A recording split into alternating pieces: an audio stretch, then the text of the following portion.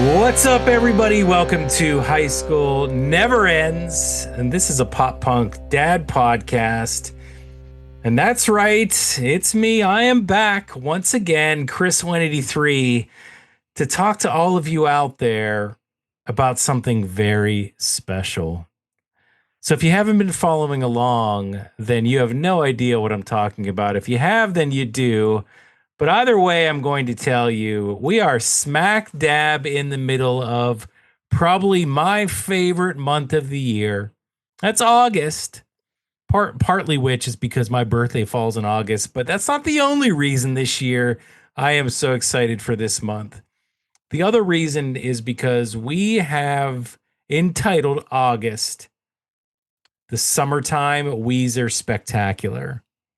So how could I be any more excited? We're bringing back Weezer. We're talking about some of the albums that we did not talk about during Weeztember the last time we did this. And oh, by the way, if you didn't listen to those yet, you should go do that because we talk about some heavy hitters then. But there's a lot more heavy hitters to talk about that we haven't talked about yet. So if you're just joining in now, so far this month, we've covered albums like the Black Album. We talked about the Green Album.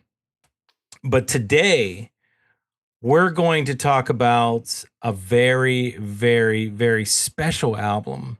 And it's not a color. It's not a color, ladies and gentlemen. This one has a name. This one is called Everything Will Be All Right in the End. So we have a lot to say about this. And I say we because once again, I brought backup. And it's not Wingman Steve once again. I brought backup in a different form. This time, it's somebody that you've heard before. If you've been a fan of the show, you've heard this particular guest on the show before.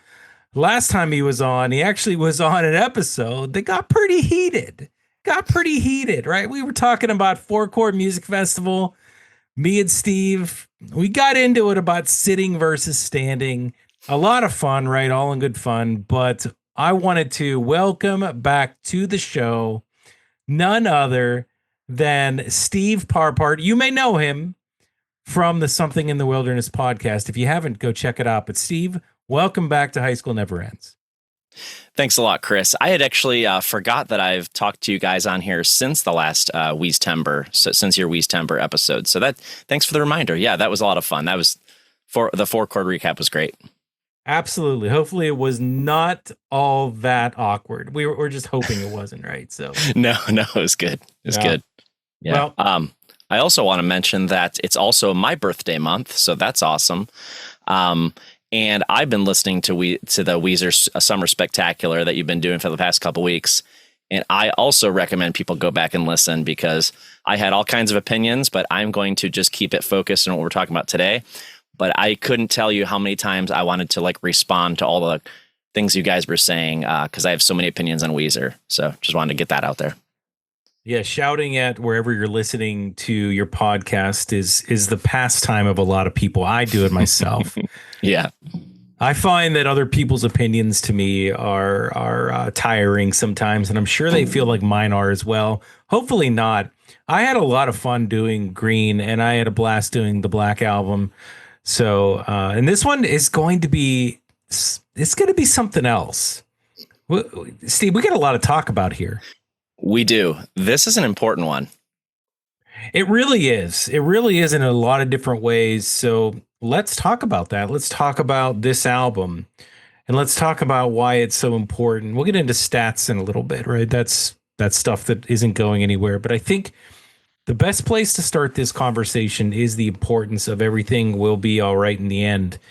And, first and foremost, the title of it, it's so funny that Rivers, he always seems like he's winking at you by what he's doing, with a lot of the lyrics, especially with the song or the album title here. I think to get to my point, though, we got to talk about a couple other things first. So I think what people have to realize and remember, and if they don't know, this is very true. The 2000s moving into the 2010s, it was a very divisive time for Weezer. Would you agree or disagree, Steve? I would agree with that 100%. So this was an interesting time at this when this album came out for the very reason you just said. Yeah.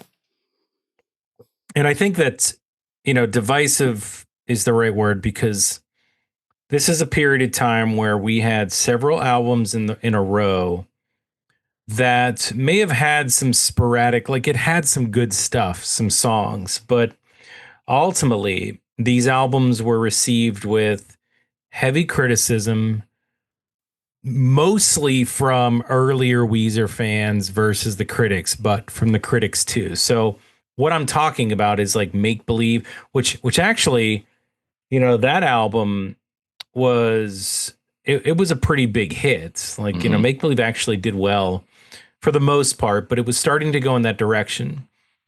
And then you got albums like the Red Album, you got Hurley and Ratitude that, I think weren't necessarily, as I already said, received very well by fans. Yeah, I feel like with Everything Will Be All Right in the End, they had something to prove coming out of those. It's not like those weren't good. I mean, I like, for the most part, if not love, all the albums you just named. And I think there's a lot of other people who do too, obviously. But I think this was kind of like this felt like a comeback in some form. Did you get that impression? Yeah. So there's a couple reasons why that's absolutely the case. Number one, they brought back Rick Ocasek to produce this album. And if you think back at what Rick Ocasek did, for those of you that may not be aware, Rick Ocasek produced the Blue album, and then he also was brought back for the Green album.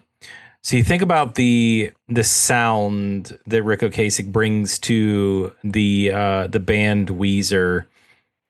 That's a sound that people really, really are nostalgic for, and they ultimately really love. Like, Pinkerton's Pinkerton, but Blue, Green, these are albums that are cherished. They're nostalgic. People love them. So you bring that back. Rick Ocasek brings that sound back to this album. So you're going back, like he says, back to the shack. The sound. So they do replicates the wrong word. The way that I see it is, I think that what we're getting with this album is a Pinkerton-esque album, but 20 years later. So think about Rivers not necessarily writing songs as if he's 25, but keeping that same feeling from when he wrote the emotionally charged Pinkerton album, but 20 years older. Does that make sense to you? It absolutely does. I think I love the way you put that, actually. Yeah. Yeah. It's definitely the sound I was looking for. I know that much out of Weezer. So I think that it is the sound I was looking for too. And I'm with you though. Like everything in between, I don't want to just downplay and say, well, that was awful stuff. I know a lot of people do feel that way, and that's fine. You like what you like. I think it's okay for this band to try some different things artistically. I don't think it all hit. I think there were some duds, of course. I don't think everything was amazing that they did over that period of time. Mm-hmm. I actually really did not love Make Believe, to be honest with you, but I think that there is a sound that we automatically tie to this band, and this album goes back to that sound. So obviously, us as fans, we're going to gravitate towards that, and we're going to like a lot of what it brings to the table, and that's what they do here. So the other thing I think this album did, and going back to the theme of it being important, I do think also it opened the door for a lot of the older fans that wrote them off, that were in that boat of, man, this isn't the Weezer that I want to listen to in the last couple albums. I think it opened the door back, and they came back, and that opened the door for future albums for Weezer to start, incorporating that sound back into what they're doing, into albums like White, maybe even Seasons, depending on how you see it. But I think it really helped us continue to get music from this band, and I think that's a good thing, because I want more Weezer, right? We're big fans. Yep. Yeah, I agree. When you said it kind of opened the door, I think that's a really good point, because we've seen some of the same sound continue on in some of the albums, the very albums you just mentioned. I'd throw Van Weezer in that mix too. And I think it's like this album made it safe again for Weezer to sound like Weezer, if you will. I don't know if that makes sense, but it all makes sense. It all makes sense. And what else makes sense? Well, what may not make sense is the layers that this album brings. So there's another thing to this. Like, this isn't just like, okay, they're going back to the sound we love. That's amazing. There's a lot of layers to the Steve that are maybe not, you can't see from the surface. So I did some research. I read about, different things that the band said about this album. There's a ton of stuff. I didn't get through it all. But from what I put together, this album, Everything Will Be All Right in the End, has it's thematic in a lot of ways. It's thematic. And the overarching theme is the awareness, and I wrote this down because this was actually quoted, the awareness of impermanence. So realizing the things you assume will always be there will eventually disappear.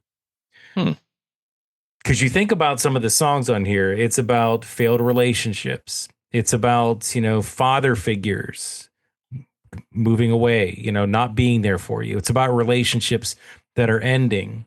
It's a lot of that. It's about bands that used to be, eulogy for a rock band. You think about those things, that's what the overarching theme is.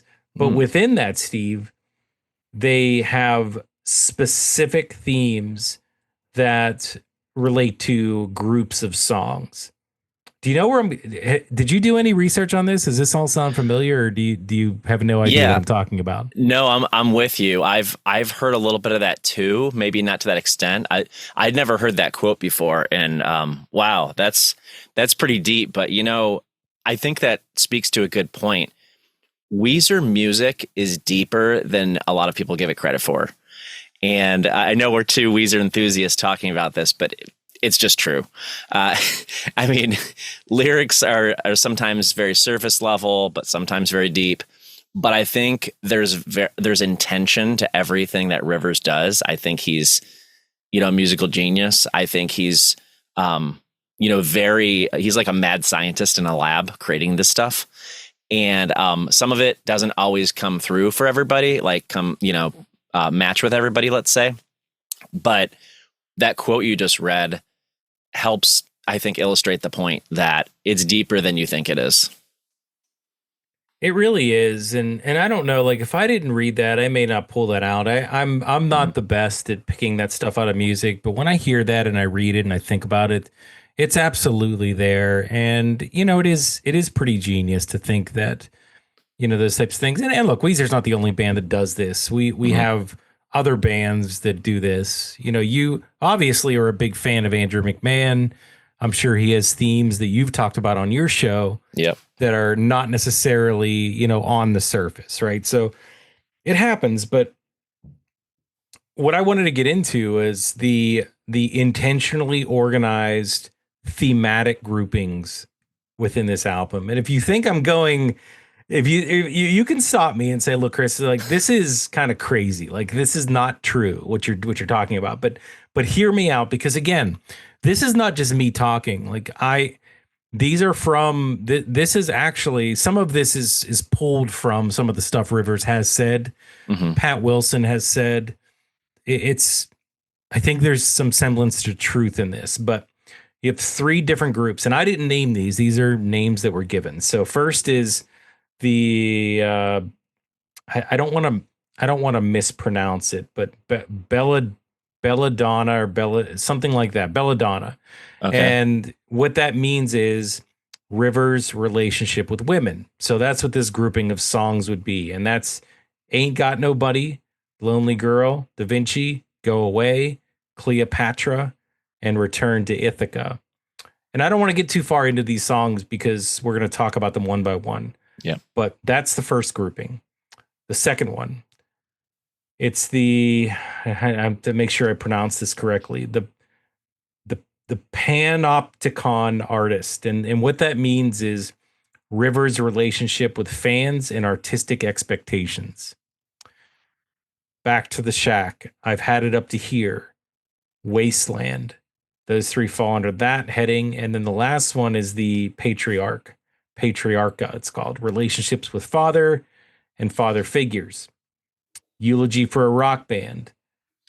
Musical Forefathers is what I'm getting at there. The British Are Coming, the Imperial British Father. That's a stretch, but we'll talk about that one. And then Foolish Father, I think that's pretty straightforward. So the thing about it is, like, if these are themes, and it makes sense if you look at these songs, these themes, they're not grouped that way. They're not grouped in those chunks. They're interwoven with each other. And they're interwoven in a way, Steve, where it's group A, B, C, group A, B, C. And then he goes group C for like 3 songs in a row. Mm-hmm. Like, I wonder if that's done sequentially on purpose. Probably, but what do you think? It might have been more for the balance of the sound of each song. So maybe he wasn't too worried about keeping those songs closer together by theme, but maybe to balance the sound. Because I think they do a pretty good job of, like, it doesn't get too samey throughout, like other Weezer albums that, you know, some of those Weezer albums that I love, but kind of sound samey all the way through. Whereas I think it breaks it up a bit in this album. So maybe that's what he was trying to do. Yeah.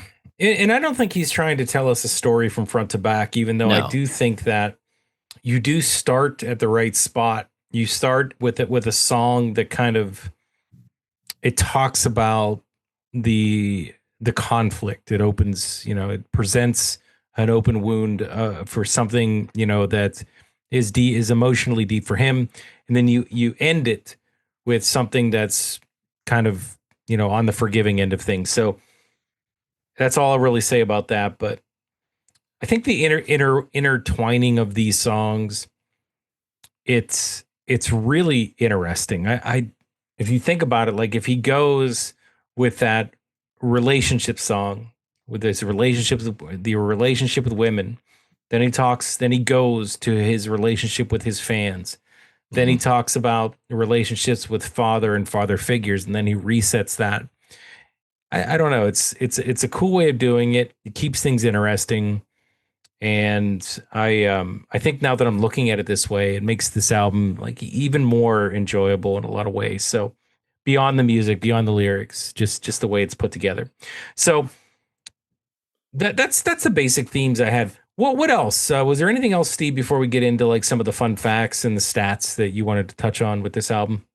I just want to say that I remember exactly where I was when I first heard it. I remember calling 2 specific friends of mine, old friends of mine, to let them know that Weezer was back. Like I said earlier, I just felt like this album was their return.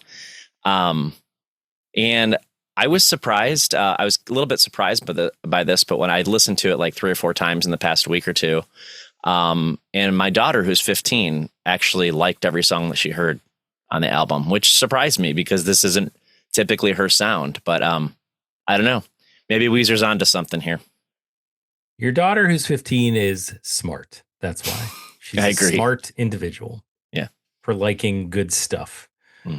Because this is great stuff. Some of this is masterful in a lot of ways. And I'm glad you brought that up, the nostalgia of it, because I almost forgot that. And we would have gotten to it. But I'm glad you stopped me there because I do want to talk about that. So I'll give you my side of things. Make Believe, I bought. I had that album. Red, I bought. And by the way, I forgot. Wait, did Red come out right after Make Believe? 3 years after. It was the next one. Yeah, it's hard to believe, though. Yeah, it doesn't seem to fit at all. Why do I keep forgetting that's the next? I always think that it goes Make Believe and it goes right into Ratitude, but that's not true, is it? It feels like it should have with the sound, but there was Red in the middle of it, believe it or not. Yeah, Red was a year before Ratitude. Isn't that crazy how you just like you remember things in your mind that were a certain way and it's completely not that way? Yeah. I feel like Weezer has had eras, even if that era was only one album long. And I think Red was its own thing in that respect. Whereas like Make Believe and Ratitude kind of fit with each other, more of like that poppy radio friendly sound. I don't know. Yeah, go back and listen to that. That we did Red for Weeztember when we talked about the first time through. So one of my favorites. But yeah, so Red was 2007, Ratitude was 09, and I can't believe Pork and Beans was before. If I always screw up the. If you're wondering if I want to, I want you to. Like I thought that. Okay, anyway, I'll stop doing that. I bought. I had the CD for Make Believe. I bought that because why wouldn't I? I love Maladroit. I love Green. I needed the next album. I was a little let down, but I bought it and I listened to it and I tried to love it. I bought Red because I had to, because it was a color, and because all four guys were on the cover and I needed it. 2007, big year. Still buying CDs. I bought it. I loved it. For the most part, there were a couple songs towards the end that I'm like, I don't know. Ratitude, 2009. I bought it. It was a gift, I think. Someone bought it for me. I actually really liked it. I think that I was off put by the fact that a lot of people didn't, but I didn't care. Hurley. This was a gift. Again, somebody bought it for me. CDs were kind of going on their way out the door, Steve. I think this is when we started to kind of see the wind down, didn't we? When we started getting into the teens. Yeah. But I bought it. Everything will be all right in the end. No one bought that for me. I didn't know where to buy it. I didn't know if that CD was out. And I all but missed this one. And I didn't listen to it a ton in 2014. What a mistake. What a big mistake. I'm really surprised because for me, it was the opposite. It was like I went through those other albums and I liked them. Like I said, I liked more than half of them, I will say, each of those albums that you just named. And that was good enough for me. And I was, I'm ride or die. I'm the Matt Damon character in the SNL sketch, of course. So I'll stick with them, thick or thin. I know that they make bad songs. They don't make a perfect album every time, but they make enough good songs to keep me hooked.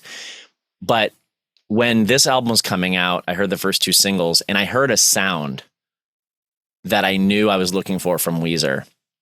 And I can't tell you how quickly I ran to Best Buy, believe it or not, in 2014. They still sold CDs. It was one of the last times I remember walking into a Best Buy, probably ever, but like also for a CD. And I bought it. I remember where I was when I first put it in. I still had a CD player in my car at the time because I didn't have the newer car yet. And I remember putting it in. And I remember when that first track started, which we'll get to, but like, yeah, it was just what I needed. And it was so cool to go grab that CD like the old days. Like I might have even gone on my lunch break from work. I don't remember that for sure, but I do remember like driving back to my work parking lot with the CD playing. So pretty cool. And what's crazy is like, I remember, and that's an awesome story. I remember somebody telling me that you got to listen to this one. Like, this is what you were waiting for. And it might have been like months after it came out. And I just didn't. I don't know. Like, is that so? I don't know why I didn't buy it. If it was still on CD, like I should have done that. Maybe I started to kind of phase myself out of buying any CDs at the time. It's funny how, like, the advent of the decline of physical media in that time frame would have deterred me from getting an album from a band, for paying attention to an album from a band that I really enjoyed. Mm-hmm. Like it's so weird that my brain would work that way, but I guess it just did, and I never went back. So I do own the CD now. A friend of mine a couple years ago actually bought for my birthday, bought me almost every Weezer CD that's out there. He just gave me a stack and said, here you go. And that was a nice gift. It was a great friend. But so anyway, that's my nostalgia with this. And that's it. Like, that's as far as it goes. And so I think that you obviously latched onto this one at the time more than I did. Yeah. That was a big error because this was such a great album. And we'll talk about that. Mm-hmm. So let's talk about some of the fun facts that are tied to this. So did you know that more than 200 songs were considered during development for this one? No, but I'm not shocked anymore when I hear that stuff about Weezer. like a mad scientist, he has created so much music in one day. I bet they'll just drop it all in some form, and we'll just have this mass of Rivers Cuomo madness. So I believe it. I didn't know that. 20 songs were tracked for this one from the research I did.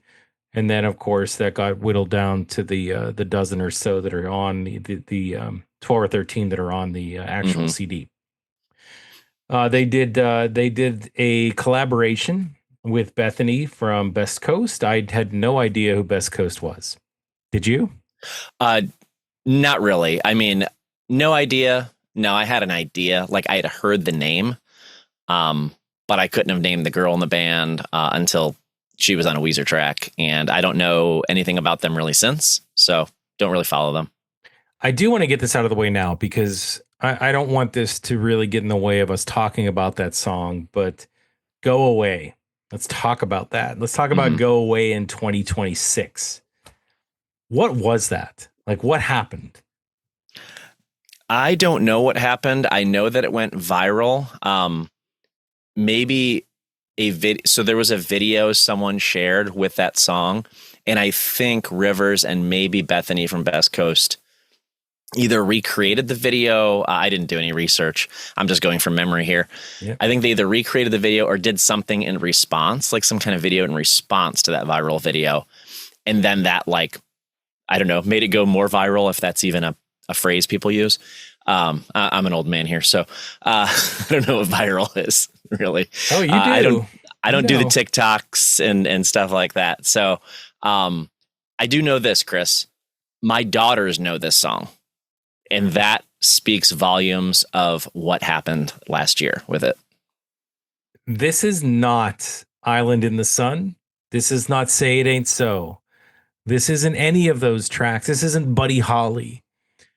But Go Away became one of the most streamed songs that this band has ever had in a short, like 3-month period. Incredible.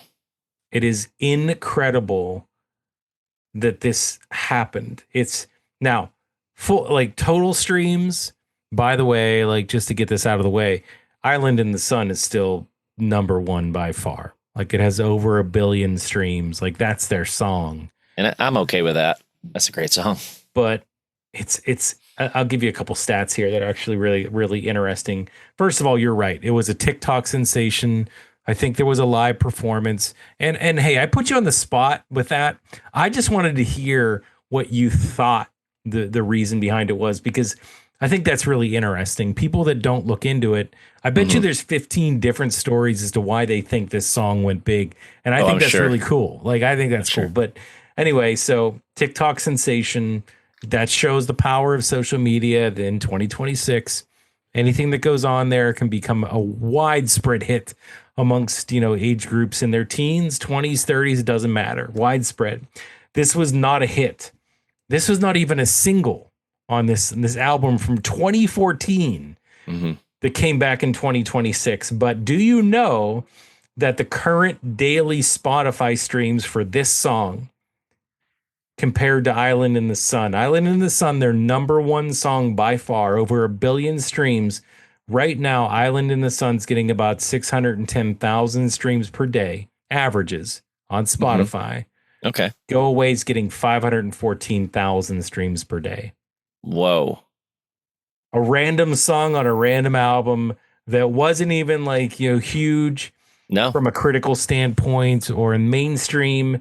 No music video before. There was no music video for this song even, right? Nope. Back then. No. Okay. It was the most streamed Weezer song in a 2-month period, March and April of 26. And it's funny how they parlayed that into promotion for the new album. Yes, so they did. It wasn't directly tied to gold, but it really helped a lot. So I think that's really cool. And you know what? Like, I'll give my thoughts on this song when we get to it, but I have a lot of them. I almost got into it, but we'll wait. Yeah. Let's see here. So we talked about that. Stats on the album. So this album came out in 2014. This is their 9th studio album. It's not a color. So it's not the coloring book for those of you that have the coloring book out there.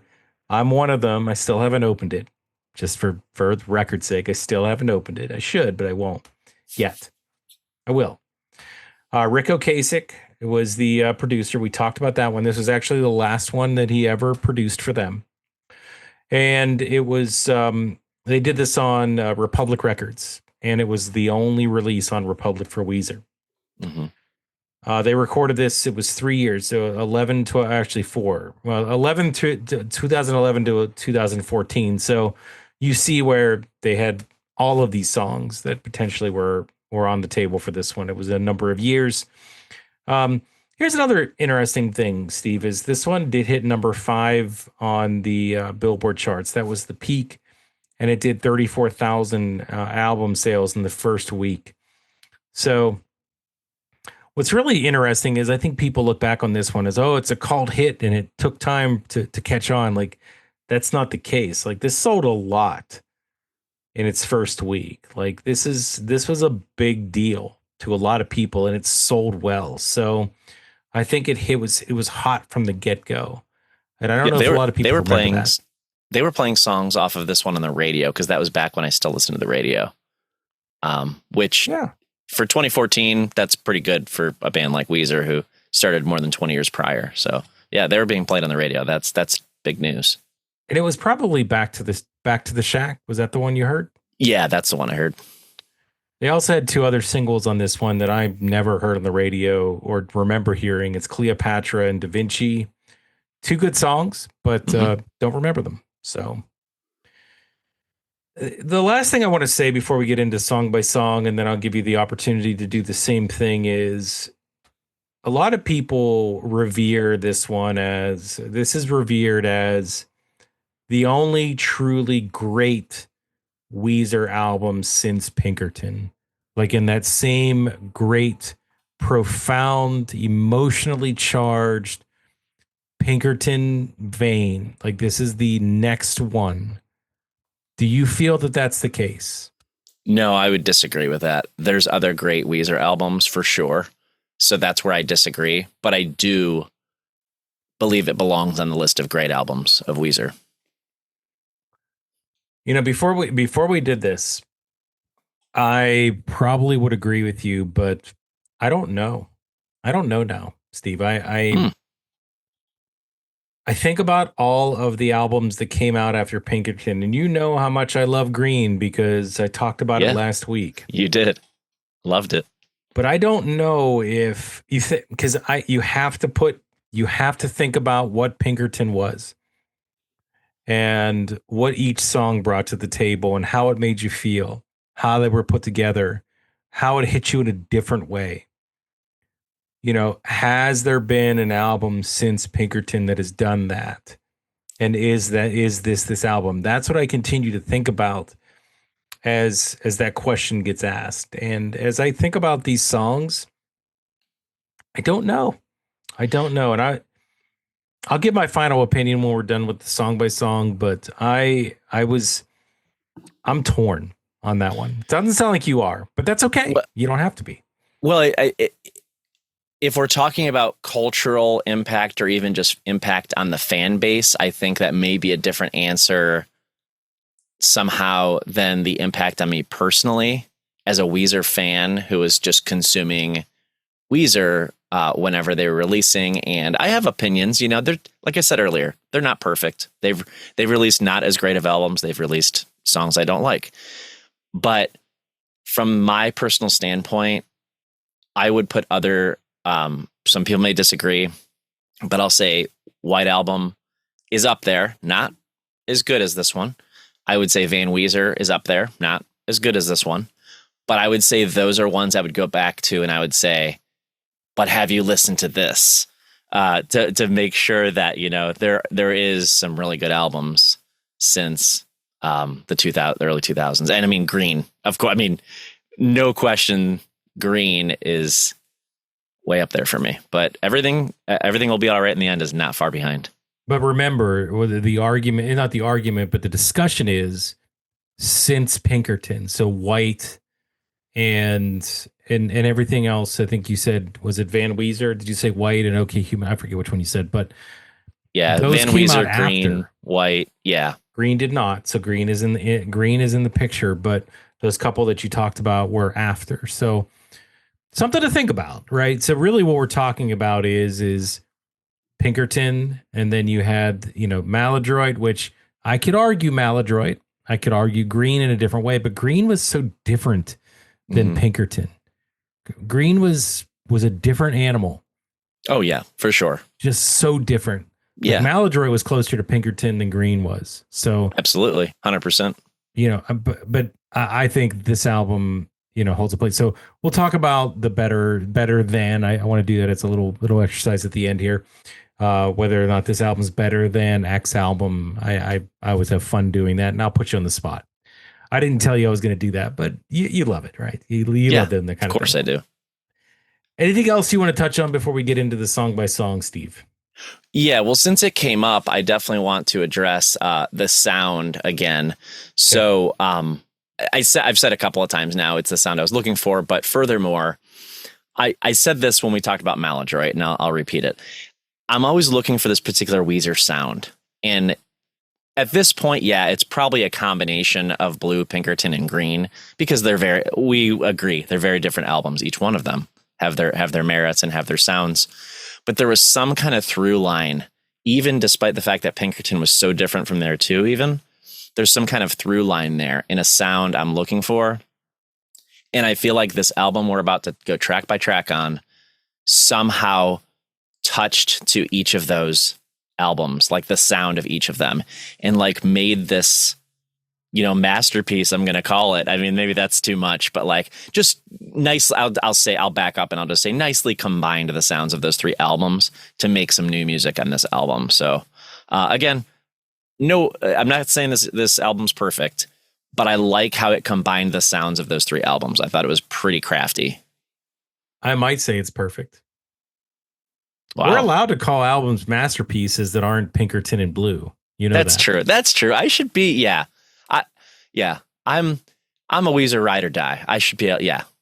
I'm good with that. Let's call it like it is, right? Let's call it like it is. Right. Don't worry about what other people's opinions are. They can have their opinions, and that's fine.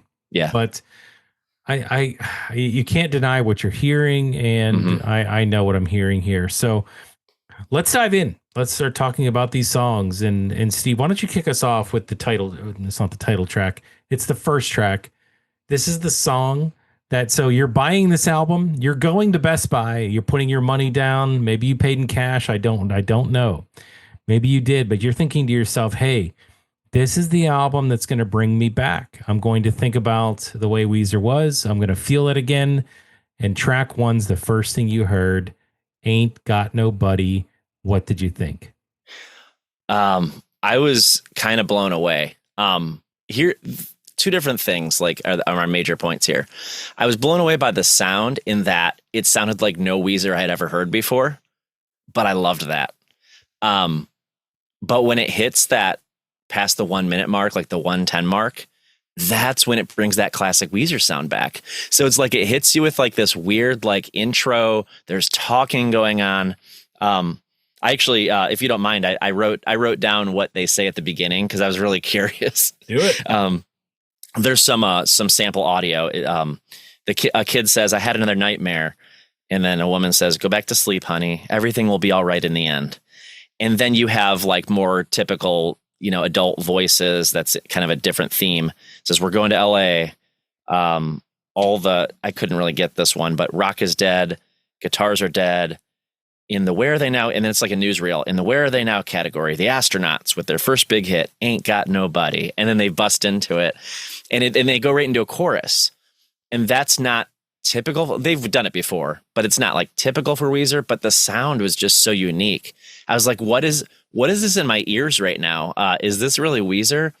And I will say in the past, when I've thought that in my brain, I'm like, is this Weezer? I don't think I like it because it doesn't sound like Weezer, but I loved it because it didn't sound like Weezer, but it was Weezer. So that's what's super interesting about this song.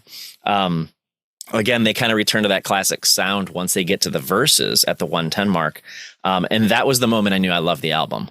So again, I told you earlier, I remember exactly where I was when I put the CD on. And I remember it's like burned in my memory, the view around me. I was pulling into the school parking lot. I used to work at a school. And I mean, honestly, if you want to get real deep, in 1994, I was driving into a school parking lot listening to Blue and Pinkerton.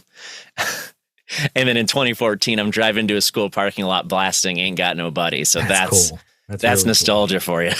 That's pretty cool. I love that. Yeah. And I didn't really put that together, but that is definitely the view in my mind, though, driving into that school parking lot with this song playing. So maybe I bought it the night before. I'm not really sure. And it was my first listen in the car or something. Yeah, as an opener, I thought it was great. I know you've talked about it in the show before. We talked about it with Maladroit. Weezer has some great openers, some iconic openers. I think this belongs up there, despite how different it is. So that's my opinion. I love what you said there about, it sounds like Weezer, but it's not Weezer, but it feels like Weezer, and it is. And it may not be your exact words, but it's exactly what I feel about songs like this, where it gives you the classic feel, but in a more mature way, like in a different way. Yep.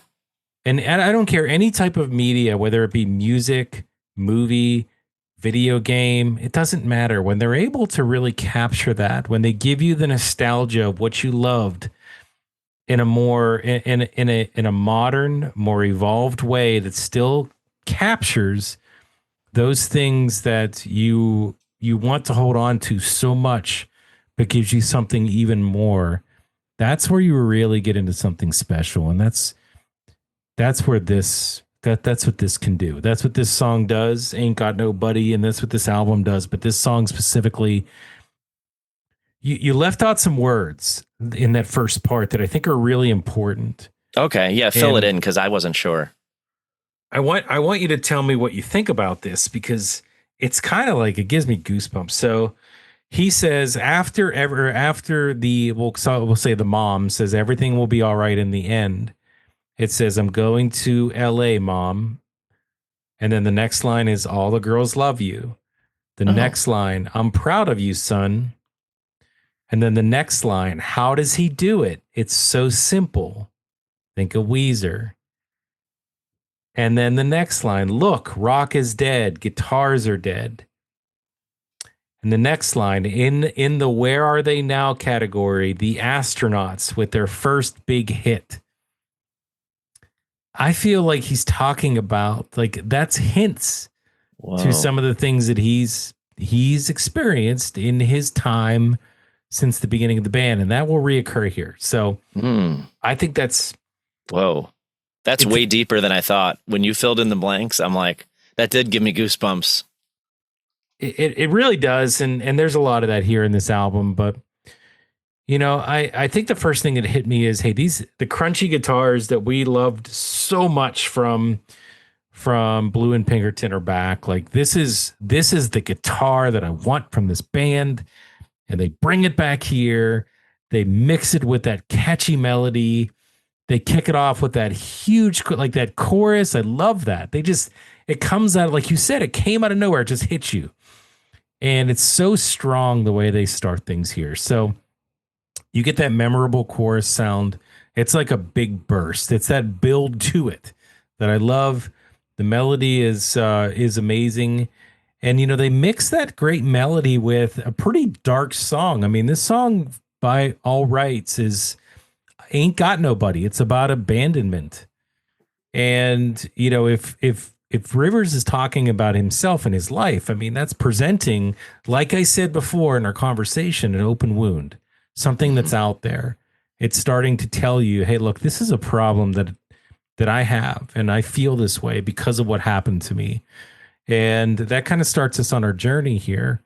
But back to the music. So I really love that. And there's a part in this where there's a build to, it's kind of like a bridge that builds, to, I guess, an intensity to a certain part. What it is there's a 4-line series that reoccurs that I guess is a bridge. I don't know if it's a bridge or not, but I really like it because every time they do it, each of the 4 lines, it builds in intensity, like the way he sings it. I'm not going to sing it, but I think that you know what I'm talking about. I can hear it in my brain. I'm like mouthing the words. Yeah. It's really great the way that sounds, and he does it several times. And my final thought on this one is this song, and I did take this from somewhere, but I will say it, so I'll give credit where credit's due. I don't know who said it, but I grabbed it from somewhere. This song has the structure of Blue with the abandon of Pinkerton. And I thought that hit perfectly. So I won't take credit for that as my thought, but I thought it was great to add here because that actually does describe what this song is. So that's great. Love that. So that's Ain't Got No Buddies. We're off to a really, really strong start. And then we get to what was probably the first, it was definitely the first single off this album, Back to the Shack. I'll be honest, like hearing this on the radio for the first time back then, and this is a memory from what, like over 10 years ago for me. Mm-hmm. I don't really know if I love this one then, but I listened to it back now and I couldn't be more wrong. Like you talk about those crunchy guitars, they're back here. You got the pronounced guitar riff with the pauses that are filled with some excellent drums. I love the transition into that amazing solo, especially when he says that at least we raise some hell like that. And then going into the solo from there, like that's, first of all, that's again, a reflection on potentially Weezer and talking about their early stuff moving into what was the 2000s, right? And they tried some different stuff. And hey, even if you didn't like us then, at least we were able to raise some hell with you guys. And we got you thinking about it. So if you didn't like Make Believe, you didn't like Ratitude, hey, we stirred things up. And I love that, right? And now we're back to the Shack. So this song could be taken in a couple of different ways. Is this an apology to those fans? Would Rivers come out and say, look, we know you guys didn't like what we did. We know that because I heard it. You know, so to you, like, we want you as fans. We apologize. We're going back to the Shack. We're going to do things the way that you want them on this album. So is it an apology? Does it acknowledge that fan abandonment? I think that it kind of does. It kind of does. Now, I don't know Rivers Cuomo. I don't know if he is the type of individual that would do that. But I think the inference is there. And I'd like to think that that's a part of it. So outside of that, the lyrics, I think that they're kind of silly, but that's okay. I mean, Weezer lyrics are, silly in a lot of different ways and a lot of songs we love. So I think it all flows together. But what did you think about this one, Back to the Shack? When I first heard it, I truthfully don't remember how I felt about this song in particular, but I will say, based on everything I've said so far in my memory of it, I was really looking forward to the album. I was super excited, so I must have liked it. It's changed over time. I still like it, by the way. But I think my relationship with this song has changed because over time, I'm kind of like, I hear what you're talking about. And you know what? I don't want an apology from Rivers. I know I'm this type of fan that just like sticks with it through whatever, but it's okay. They experiment with different sounds. That's what people do. They get older. They're technically better songwriters. They're technically better players, now or then than they were prior. So it's okay to try new things. I think the line about "I forgot that disco sucks" really throws me off. You said there's some silly lyrics. That would be one of them. I know he was just making a reference to like they changed their sound, and it wasn't a literal reference to disco, right? There's been no disco in any of their music, so that was funny. But I didn't need the apology. But I like the song otherwise because the lyrics too. They're a little silly. They're cheesy, but I tend to like songs by bands or artists when they kind of reference their career. I don't know. It just makes me feel more connected to their story, actually. Whereas I know there's fans of many artists that think that's cheesy. But I kind of like it. And that's one thing I liked about the song. And I think that's what connected me directly to the song and made me look forward to the album.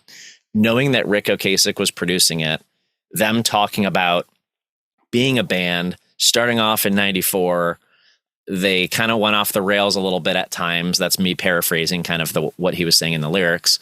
But they're back and they're doing it right this time, or they're doing it the old way this time, however you want to put that. And that's what I think made me excited. So it was a direct message to fans. I thought it was smart for lyrics. I thought it was smart as a first single to release for them. And I really liked it. I watched the music video. There's really not much to it. I don't know if you've seen it. It's just them playing on the moon.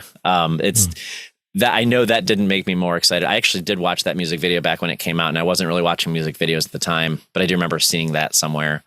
And it didn't excite me any more about it. But the lyrics and the sound of this, you mentioned the guitar solo.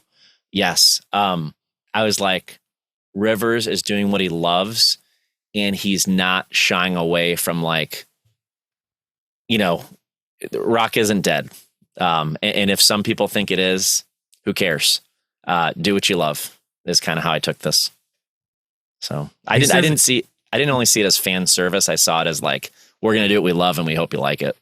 Yeah. I think literally though, like if you read the lyrics though, so listen, sorry guys, I didn't realize that I needed you so much. I thought I'd get a new audience. I forgot that disco sucks. I ended up with nobody and I started feeling dumb. Maybe I should play the lead guitar and Pat should play the drums. So to me, like that line is about the Red album where Pat, does a lot of lead singer stuff. He doesn't do a lot. I should take that back. He does some, but that's when they tried. So take me back to the shack, back to the Strat with the lightning strap. That's a great line. That's a great line.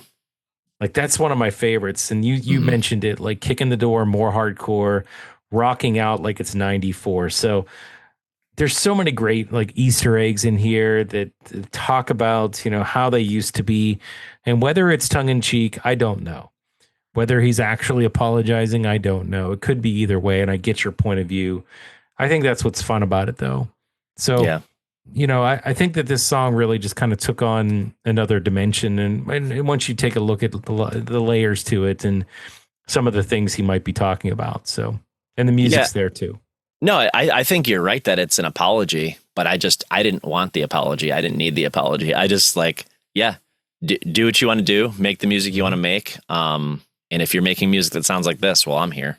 I'm going to be here. So, yeah. Well, then don't listen to the apology. He wasn't talking to you. Yeah. Yeah. I get it.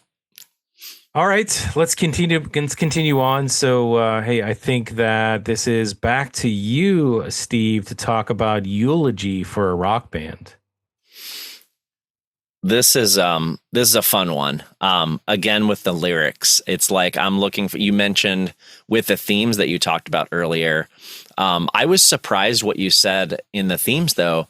I thought you would have said, or the article or whatever, wherever that info came from, like, I thought it would have been this was about his relationship with the fans, because I've taken this song, Eulogy for a Rock Band, to mean, hey, Weezer, maybe you thought Weezer died, but we're back from the dead, which isn't at all what he says.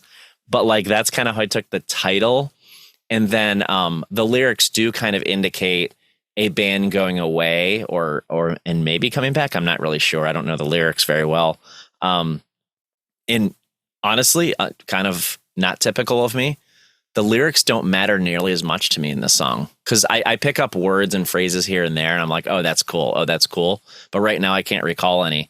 I just love the sound of it. They come in with some real heavy with like interesting guitar riffs at the beginning. And I would say, like the first track, Ain't Got Nobody, this is more like something we haven't quite heard from Weezer before. I'll probably say that more throughout the episode. But it's the verses are balanced by some very like calmly sung lyrics by Rivers. And I'm going to say this, I'm going to preface this. This is going to become a theme when I talk about several of these songs coming up, but I love the chorus to this song. I think it's a perfect chorus, beginning to end. And that's where that's where I could sing along. I could rattle off the lyrics because I really like the way he sings them, and I like what he says there. But yeah, I love what the song's about. It feels like it's about the band. You said it's maybe about their musical forefathers, which leads me to believe that, okay, maybe he's talking about a different band, but I always thought he was talking about their band. Like I saw this as is this not about the death of the old Weezer and how people thought that old Weezer would never come back, but him saying, no, we are going to come back? Is that not what this is about, you think? It could be. It very well could be. I think that's all in the way you interpret it. Yes. Yeah. I've got my notes here. The crowd cheering is a nice touch. Guitar solo is one of the best ones on the album, in my opinion. There's some oohs and ahs in the bridge, which is kind of reminiscent of maybe the Blue album, maybe Green album, maybe all the albums. I don't know. I don't know. I love it. This is another great example of them taking those sounds that I loved, but just doing something new and playful with them. So look, thematically, you could be spot on. This could be about them as the father, like they were the forefathers, because they did start. They were from a while. They started this sound, this whatever this sound you want to call it, like this alt rock, nerd rock type of genre. It's not really a genre, and I think people have thrown that around, but it's I think there was a lot to say about it being one of the first to do something like this. I know it was inspired by other bands, even previous to that. Rivers will probably say that, but I could see where some of the thematic lyrics that are sung fall right into what you said. They talk about Adios, rock band that we love the most. This is a toast to what you did and all that you were fighting for. Time marches on, words come and go. And I think he says something about you had a good run, 15 years of ruling the planet, but now your light's fading.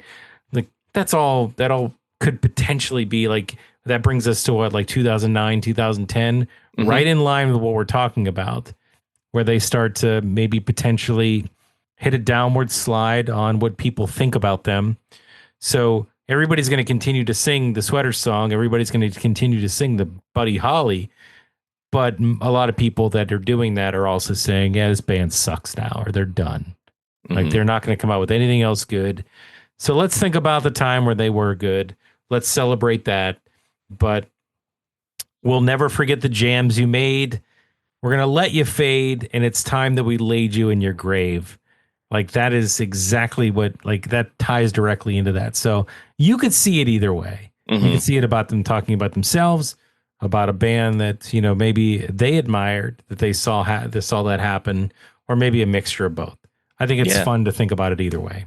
I like what you said. Like maybe they are the musical forefathers, and it's younger bands looking back to like, oh man, 90s Weezer. That's what I want to sound like. Yeah, for sure. But let me talk about the music here. So this might be one of my favorite Weezer melodies on any song. Like I think that this melody was amazing, especially when they get into that adios, where he's at audio, like he has that old song when he has that sound, like Rivers has that affectation in his voice. I love that. Rock band that we love the most. This is a toast to what you did. I just think that melody throughout that part, and that's probably just the chorus, but wow, like that sticks in my head no matter where I go and what I do. I can listen to that over and over again.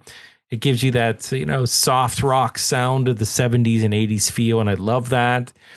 It has, but you mix that with like a rock feel to it too, with that burr, burr, burr, burr. Like there's so many good things here. It just connects with me. And, it's the guitar rock. It's that guitar rock that Weezer does best, that they do best here too. So there's so much good stuff here. I would play this song for anybody as a song that I would want them to hear as one of the best Weezer songs that are out there. I'm not going to say it's my number one on this album, but I'm going to say I really, really enjoyed Eulogy for a Rock Band for a lot of reasons. Oh, and don't forget about that falsetto at the end. One of the trademarks of Rivers and how he sings. So good. So good. Agreed. Okay. We're going to move on to the next track, which is It's Lonely Girl, and this is so this is getting into the second four. It's actually still part of the first four songs of the album, but I think this is where things get really good. Like Eulogy is where things really start to pick up. Not that I didn't like Back to the Shack and Ain't Got Nobody. I was nothing but I guess kind of up on those songs or high on them. Lonely Girl, I think it really gets it really good. Like this is one of those just throwback songs to me. Like it's short, it's catchy, it has huge guitars. That's what I love. That's the Weezer I want to hear. So line by line, it has the line by line songwriting, like one line at a time they deliver, and it's so simple but effective. This is exactly what I'm talking about. Like Pinkerton 20 years later. Like this is that feel in this song, Lonely Girl. So, there's a dropout at some point in time with just lyrics and a single guitar. It sounds so good there. Like that's an old trick that a lot of bands use, but man, was it so good in this. And it's just so musically cohesive. Like I said, the simplicity of it is its best attribute, and it's such a memorable melody. So I was a big fan of this one. What did you think? Yeah, this one's straight up typical Weezer. That's not an insult. That's what I want. It's great. It's that sound I'm talking about, and it's different from tracks 1 and 3 that kind of took the old sound, or the classic sound, I'll call it, and made something new with it. I mean, they took the classic sound and made it sound like, to me, you said Pinkerton. That's interesting. I could see it. I actually think this sounds like the Green Album. With a little bit of variation, right? Green Album was very straight up, very consistent through, had kind of a similar sound. I called it a samey sound earlier that I actually appreciate about a lot of Weezer albums, but it does have those like little interesting notes like a Pinkerton song does. Those like little off-putting, like, what was that sort of thing. So I can see where the Pinkerton does come in, but I feel like produced differently, it could have been a Green Album track. It's a great album track, and I'm going to echo some of what you said earlier, where this is kind of like where we get into the album, right? Like Eulogy of a Rock Band was great. I like the first 2 tracks great, but I feel like this one kind of sets the tone. Like this is where we're going now. This is like the next 6 tracks kind of have this like sound, and this is the beginning of that, and I'm all here for it. So that's what I was looking for. This one has another killer guitar solo. It does get a little repetitive at the end with the lonely girl. He keeps kind of repeating that. I don't know why. Maybe it's like the title of Lonely Girl versus the fact that there's a female vocal on Go Away later in the album. But I used to get those songs confused until recently. And I think it was probably the viral nature of what happened with that other song that made me separate them. And I'm like, okay, that's the duet. This is the typical Weezer track, I'm going to call it.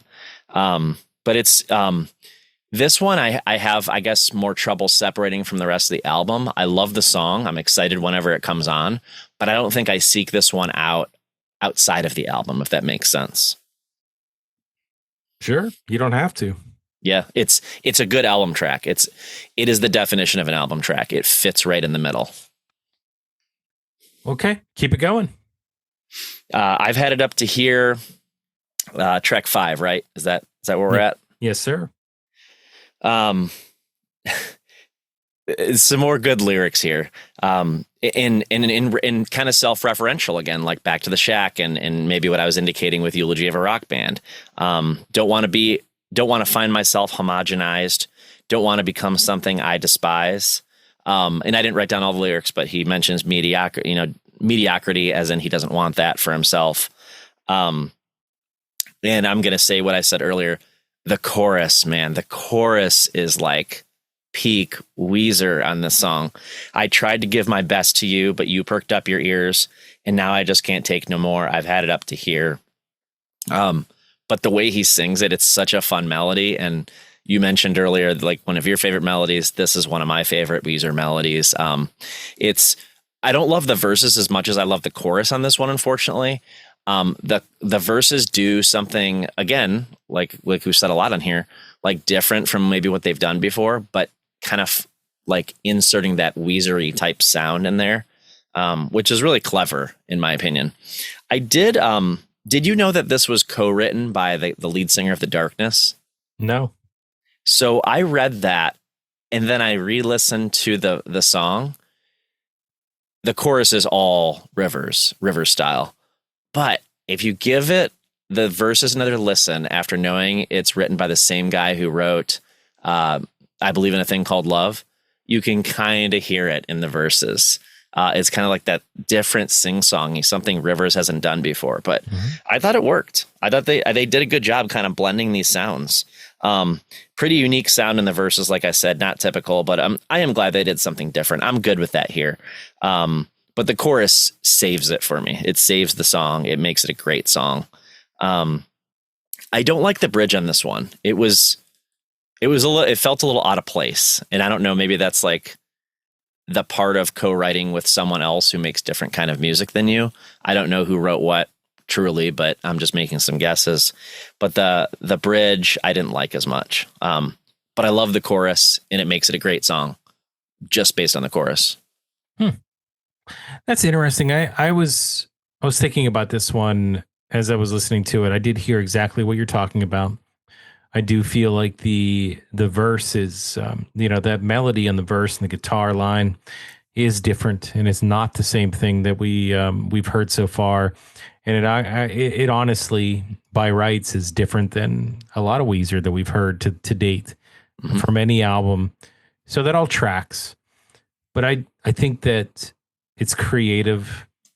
I think the mix between the chorus and what I just talked about, I think that's masterful. I think it melds together perfectly. And it makes this one musically so interesting. It's just so interesting. And, just pair that with a solo that absolutely just rips. Like the guitar solo on this one is just simply amazing. So musically, just kind of staying on that, I think they did so many good things here with this track. I do feel that this song was so similar to Pinkerton at times, and at times it wasn't. And where it wasn't was that, as you said, potential influence from a co-writer. I think that's where it wasn't. So you take something that potentially sounded like a Pinkerton track, you mix it with something that was from The Darkness, and this is what you get. I was all here for it from front to back. So musically, like, this was it. And thematically, I think that it's, listen, you could look at the different layers and you could probably pull whatever you want out of this, but I think it's pretty straightforward. Like, this is him lashing out. Like, there was the apology in Back to the Shack. Like, okay, we know you guys were upset. We're going to go back to what we used to do just because, we really want you to have what you want. We want you to get more of that because we know you like it. This is more saying, like, you know what? Like, who the hell do you think you are? Like, I don't think you need to dilute my sentiments because this is important to me. And here's the line that I really think was interesting. I tried to give you my best. I tried to give my best to you, but you plugged up your ears. Oh, you plugged up your ears. I thought it was perked up your ear. I wasn't looking at I wasn't reading the lyrics. I was just writing them down as I listened. Okay, that makes a lot more sense now.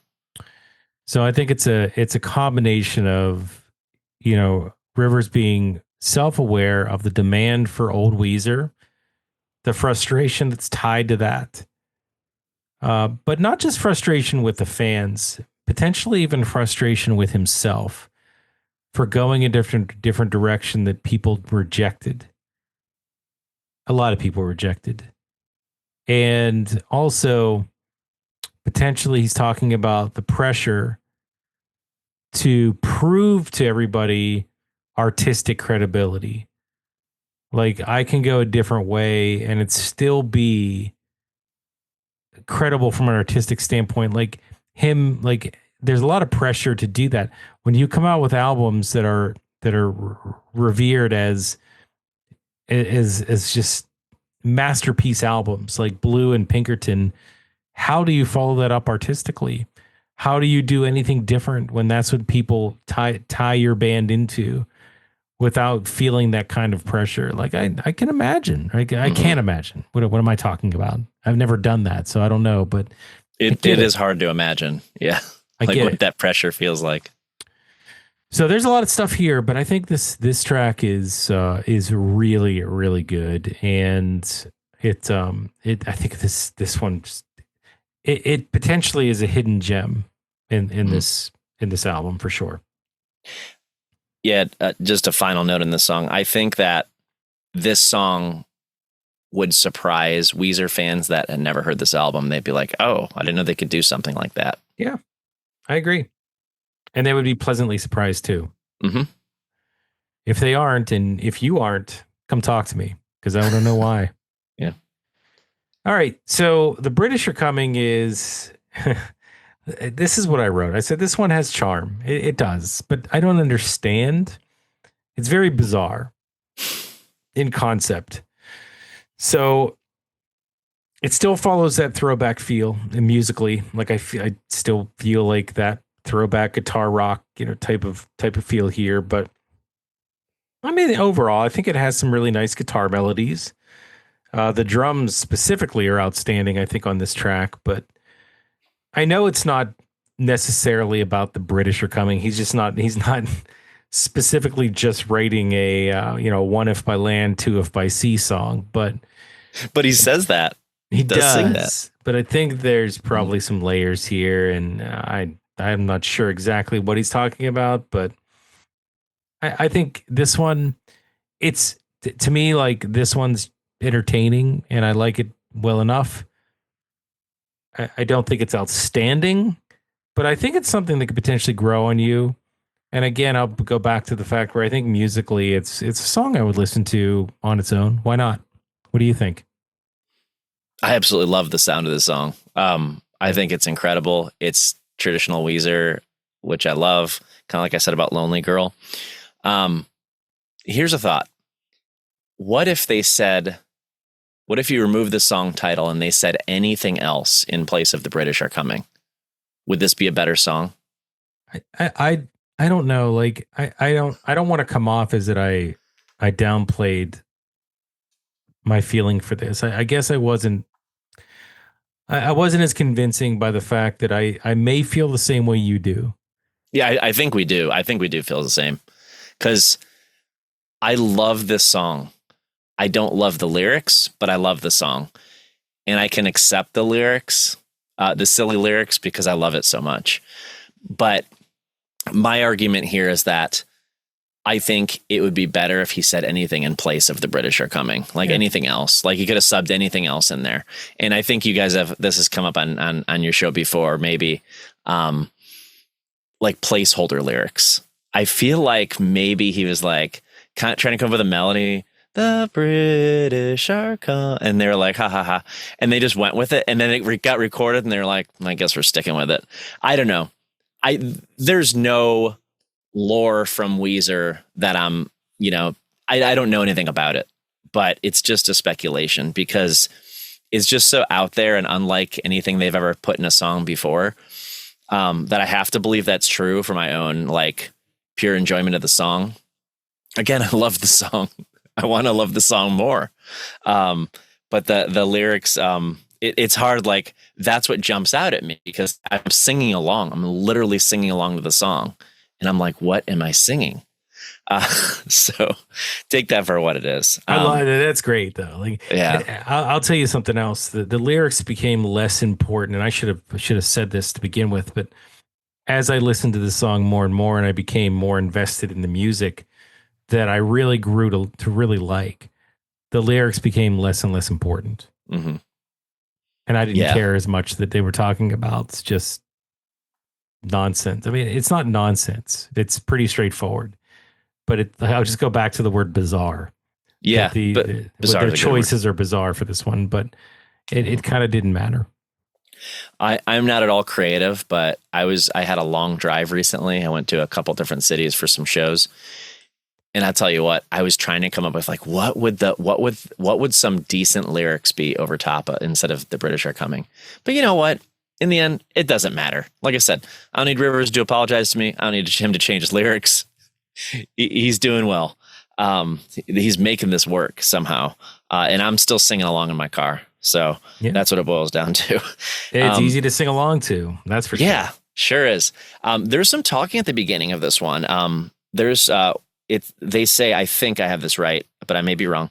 Welcome to the first level literati.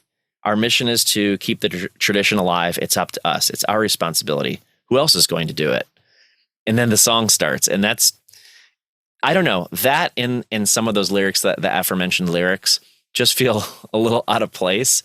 But it makes me wonder, like, is that really what the song's about? Is it about the American Revolution? It's not. It's a metaphor. Yeah, it's got to be. Yeah, but, not all lyrics are meant to be understood, and that's cool. I'm good. It's poetry. Yeah. So I love everything else about the song, just not that one thing. But there's this big guitar riff at the end.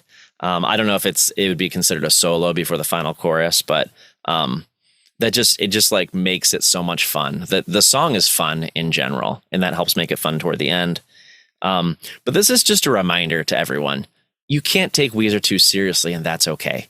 It's okay to have fun. Not everything is going to be like about his father and about like his relationship with women. And like, sometimes it's just, I don't know what he's talking about, but it sounds good. I might disagree there. I think this album is about those things specifically.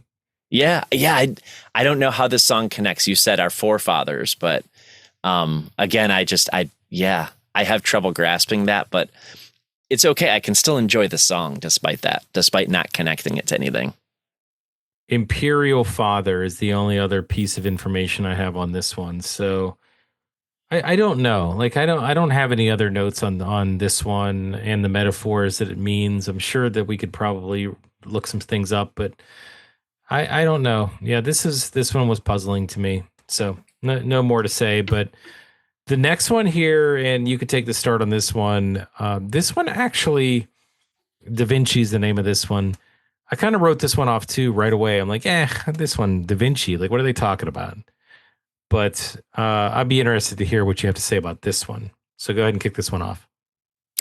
Yeah, and speaking of not taking Weezer too seriously, I do love the references in the lyrics here. I like the lyrics better in this one, actually. But again, it's okay to not have a serious song. It's just some of it's silly, but man, it sounds so good.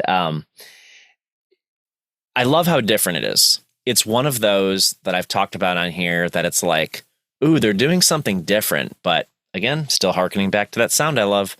So they took some chances on this album,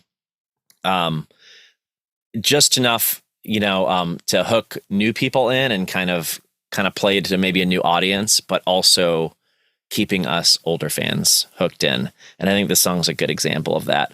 Some examples of like some kind of different things they did here is the whistling. There's like a whistling this song starts. I don't think they've done that before. But there's also like this high pitched guitar noodling, like this do do do do do, in the verses. Mm-hmm. And I like what he did with that. So this one, I know I've said this, like, I keep kind of calling out other Weezer albums, but I keep calling out other Weezer albums. It's kind of what I tend to do. I do the same thing with Andrew McMahon on my podcast. I feel like I need to put songs into buckets. Like, it fits here, it fits there. Where does it fit in the discography? This one fits to me with the Red Album. The weirdness of the Red Album that somehow worked is where I'd put this one. The chorus isn't perfect. The verses are decent, but the lyrics kind of keep my attention on this one, and kind of those things I mentioned, the whistling and the high-pitched guitar noodling. But one of my favorite lines, I don't know if it's my favorite line because of what he says, just maybe the way it sounds on the entire album is, I couldn't put it in a novel. I wrote a page, but it was awful. It's so simple and it doesn't rhyme, but like, I like it a lot. And then I call this one maybe the best bridge on the album. He sings "Everything Will Be All Right" at the end of the bridge, which kind of ties the album back to the beginning when the mother says to her son, "Everything will be all right in the end." And I felt comforted by Rivers when he sang that here, just the way he sang it. It was really cool. I also noted, so I mentioned Red Album, but I'm going to go somewhere else for a moment. I feel like the ending had like a Pinkerton sound to it of the song. What do you got? Well, listen, I mean, that mixture is exactly what this album is. Like they're taking the best of several different eras and thoughts, and taking that, the green and the blue, the green and the blue produced albums. You're hearing Rick Ocasek on these songs. I don't care what anybody says. Like, you get his influence. You've said it. You've heard green a lot. We've heard mixings of blue. Red, I don't know, but I love this track. Like this track is so just, I think it's really underrated. I really do. And I haven't heard anybody say they hated this one, but I just get the feeling that this is really underrated. It's a simple up and down verse. It has a big chorus with really weird lyrics, but I can't help but just love them. Like, but when I try to, I never get far. Even Da Vinci couldn't paint you, and Stephen Hawking can't explain you. Rosetta Stone cannot translate you. That's poetry, ladies and gentlemen. And the melody on top of that is masterful. I'm using that word again in place of banger, because I'm not using the word banger. I should, but I didn't. This immediately stuck in my head, though. I can't stop thinking about this. And that whistling didn't bother me at all. I think it added to the charm of the song. Yeah. This couldn't be more catchier. I can't get enough of this again. And even the end of the song, as it kind of wraps up, I'm at a loss for words. Musically, like, I just think it sounds amazing. Like chef's kiss at the end here. From front to back, Da Vinci, it didn't even grow on me. It took like 3 listens and I was sold. First time I was like, what? Second time I was like, wait a minute. And the third time I was like, that's it. That's the song. So Da Vinci for me, just peak Weezer, like so good, so good, so good. Speaking of so good, the next one is Go Away. And Go Away, we've already talked about the 2026 history of this one, but this was a collaboration with the Best Coast, the lead singer. And I can't understand. I don't know if it's okay. How do I put this, Steve? So in hindsight, I don't think this was a huge smash hit off this album in 2014. I don't think so. No. I don't understand how it couldn't have been. Like, this song is simply amazing in so many ways. How many times has anybody written an argument that is a song between a man and a woman? So you have a man on one side arguing, and then you have the woman answering it, and then it keeps going back and forth. Steve, you hear the relationship falling apart within the confines of a song that, oh, by the way, has one of the catchiest melodies that you could ever want. It's so fun to sing, and it sounds so good. It's perfect. The back and forth is fantastic. It connects on so many levels with so many people that have been in these situations. As I said, the melody's infectious. It's simple. It's effective. It's Weezer. It's what they do best. And even the bridge to I want you to take me back. And then I think her response was, I was your last chance. That was so amazing, that back and forth right there. So I think that goes into like a solo, or it's kind of wrapping up the song. I love that especially. There are so many good things. So I have no idea how this wasn't bigger back in 2014, but it absolutely should have been. I think that's a great point. And sometimes I talk about on my show how, should there, and I've heard talked about on other music podcasts as well, is like, should they have promoted a different single? Did they make a mistake? And in this case, I think you make a good argument that they made a mistake, that this maybe should have been, maybe not the lead off, maybe the second or third single to really like kind of bring it home for this album to the masses. And so, and I think it just, somehow it took 11 and a half years for people to discover that about this song. And I think the duet works well. I think this is the first Weezer male-female duet. I know that they had a female singer on a song in a Blue Era song. I just threw out the Love of My Dreams. But is this the first? This is the first duet, right? As far as I know, I don't know of another one with like a female, like a male and female, like sing back and forth. Yeah, there were some B-sides, but this was the only main line that I can remember. Yes, if I'm wrong, I'm wrong. But I'm with you on that one. I think so. But did you know? And you mentioned this earlier, Chris, and so I'm going to come back to it. Something at the top of the episode, how they may have parlayed the success of this song into the Gold album. Did you notice what they did with a single on the new album? I did not. We Might As Well Be Strangers was the second single released for the Gold album, coming out very soon, by the way. The album's coming out very soon, but the song's already out there. And I don't remember the girl's name. I think it's like a day of the week, like Wednesday or something. Weezer featuring Wednesday or something.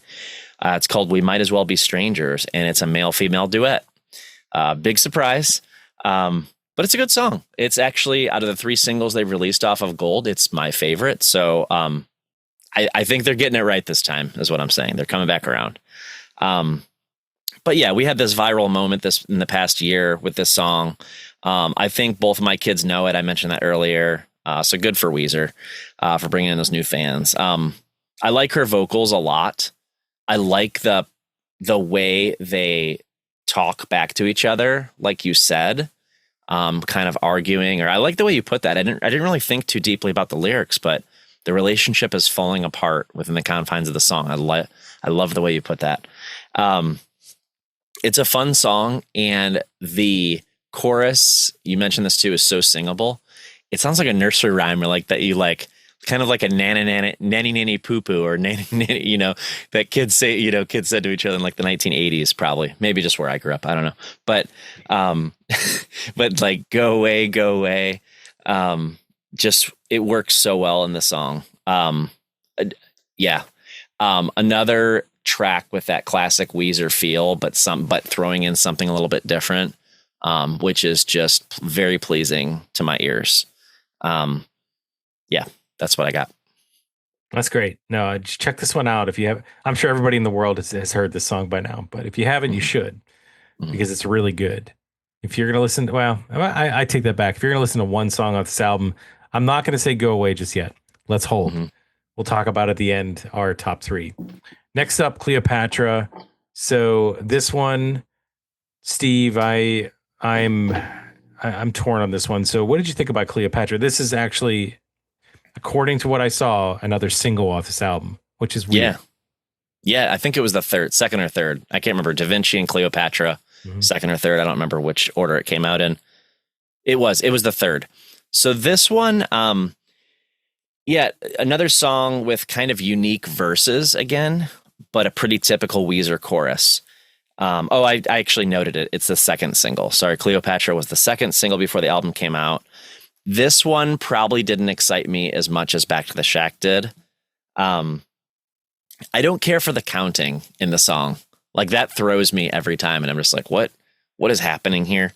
But we get a great chorus. We get a great guitar solo, so I'm here for it. I don't care as much for the lyrics. Like, there's some silly or cheesy or, out of the box lyrics on this album, if you will. This is some of them, but for some reason I just don't appreciate these ones as much. Just not a favorite album on the album for me. This one falls short. I don't dislike it. I will listen to it just as much as all the others. but I just won't enjoy this one as much as all the others. So thematically, like, and I'm kind of with you. I'm in the same camp. I think that, from a musical standpoint, I think it does some interesting things.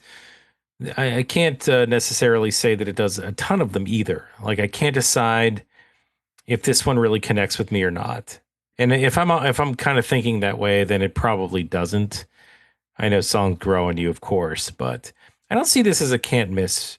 So I think that if there was a song that is on this album that is potentially one that may have just missed the mark just a little bit, could be Cleopatra for me. I don't know. Like, I think it might be, it's that hook, that Patra. That doesn't work for me, my brain. It just doesn't sound as good as maybe some of the other stuff that I've talked about as I really liked on this album. So in comparison, it just doesn't hit the same way. And I like, I like thematically what it's talking about, nothing lasts and youth, passing you by. I think those are some of the themes you can pull out of this one, but I don't know. Probably not enough for me right now. Come back to me in another 5 years after I listen to it over and over again. We'll see if I feel differently. But for right now, I kind of put this one in the middle, somewhere in the middle. Okay. Foolish Father. This one definitely is not in the middle. I don't know how many songs I could put at the top, but I feel like this is the emotional center of this album. And it's kind of like, I don't even know if it's close. Like, here's what I love about this one is, so Foolish Father, I think, he's obviously, it's a commentary on our relationship with a father. In this one specifically, he cites a father and a daughter. So it could be, he's talking about his father, but he has a daughter, I believe. And that would make sense from that perspective, if he's thinking about it that way too. Or maybe it's a little bit of both. Could be. But here's what I love about this one. It's not, it does talk about abandonment and about, there's ominous lyrics that are, I should probably cite them specifically, but like the verse itself is a little bit more ominous in nature. It talks about the reality of the situation. It talks about the abandonment. It talks about things that potentially, the singer should be angry about, but it's not a song about anger, because once you get into the chorus, it's more about reconciliation. It's more about forgiveness. It's more about, the redemption aspect of whoever that father figure is. He understands what he's done to that individual. He knows how this daughter feels about him because of the things he did. But you are his daughter. He'd do anything for you. These nucleotides are paired up in a strand. How comical, this stuff that makes a man, forgive your father, forgive your foolish father. It's about forgiveness. It's about reconciliation. And that gives it a different dimension. So I really like the way this one kind of brings you through those different emotions. I think you think about the emotional nature of this album. This is the heart of it in a lot of ways. And musically, it's so good. The solo, so good. This guitar is just outstanding in the solo. And that last part with, I don't know if it's Pat or if it's Brian Bell singing harmony, but that last part with the layered singing, the harmonization, and then that female voice singing "Everything Will Be All Right in the End." Steve, you talked about another song bringing that back to kind of tie it in. This song is what ties it back to the beginning. To the beginning. Yes. Yep. This, and my final thought on this one is, this may not be a standalone hit in the general sense of the word, but it might arguably be one of the best and most impactful songs on this album and of any Weezer album. So I think that this carries a ton of weight to it. There's so much to like here and so many layers that are a part of it. So I was a big fan of this one. What did you think? Huge fan. I'm going to echo some of what you said, but this is a big finish. I know we're not at the end of the album yet, by the way. Right? So listeners beware. This is not the end of the album. This feels like a big finish. It ties back to the beginning as you mentioned. It's so beautiful the way they do that. The mother starts telling her child at the beginning. The album starts with the mother telling her child, everything will be all right in the end, honey. And then at the end of this song, we get this chorus, everything will be all right in the end, a few times. And it's like, wow, it just feels so perfect. I do like the fact that he said in an earlier song, I think it was Da Vinci, everything will be all right in the bridge, because it kind of like tied the album through to the end, because that was sort of kind of mid-album, like 3/4 of the way through though. And then this is coming toward the end now. We're kind of coming to the conclusion. I know it's not the last track, but and it fits so well. Can you imagine them ending a set with this? I know they would do an encore and they would probably do like Beverly Hills or Buddy Holly, but something like that, maybe Hash Pipe. I don't know. But can you imagine like before the encore, this being the final song in the set and just kind of coming to that? That would be powerful.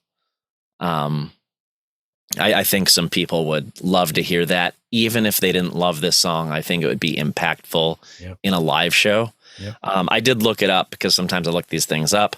They've only ever played this live 11 times, and I think that needs to change, my personal opinion. It was only ever played on the Everything Will Be All Right in the End tour, which kind of makes sense. It's a deep cut, so I get it. This isn't the closer, but this may be a hot take, Chris. I think it should have been the closer. I think this is where the album should have ended, or how it should have ended, I know we're going to talk about 3 more tracks, but I just feel like it's such there's a finality, if that's a word, to this song, to this album with this song. It's a great way to wrap it up. Love the verses, love the chorus for the reasons you've already stated. It's raw, open, honest Rivers at its core. And that's all I want from Rivers. Like he could throw some goofy lyrics here and there. That's cool. I love it. But at the core, I really want the raw, rip off the Band-Aid Rivers and just tell it like it is. It was beautiful. So unfortunately, casual Weezer fans will probably never hear the song, and that makes me a little sad. But yeah, I'll come back to those backing vocals you mentioned. I don't know who that is. Brian Bell, Scott Schreiner, Pat Wilson. Don't know, but it's really cool before the chorus hits. Not the chorus, but like the kind of group vocals, gang vocals, group, whatever you want to call it, at the end. Someone's doing backing vocals, just kind of echoing some of the things that Rivers is singing, and it's really impactful. And then the chorus of people, whomever that is. I heard somewhere they got fans in the studio. I don't know if that's true, and I'm not going to put any merit in that. But like to sing that part, I don't know how that would have worked. But yeah, a group of people sing Everything Will Be All Right in the End. And if that doesn't make a Weezer fan emotional, I don't know what does. And Rivers joins the chorus at the end. Perfect. So, yeah, great kind of wrap up to 10 tracks, moving into and then we get a conclusion, or like I don't know what I'm calling an epilogue or something to this 10 tracks. So that's kind of cool too. I wonder if in her anger, Leslie Jones listened to this album when she was arguing with Matt Damon. I wonder if she ever listened to this one. Well, she should have, and maybe it would have changed her mind. Yeah, we'll have to look at the timing on that SNL skit. I forget when that actually came out, but yeah, I think we can't say good things about this one, and I agree and disagree with you on the ending of this album, though. I think that, from a traditional song standpoint, it does end the album, but I don't know, man. Like this next 3 song call it a trilogy. They call it the Future Scope trilogy or Futurescape or something like that. Yeah. It's something, there's something to be said about it. Like for sure. And a lot of Weezer fans love this trilogy of songs, most of which is instrumental. Are you one of them?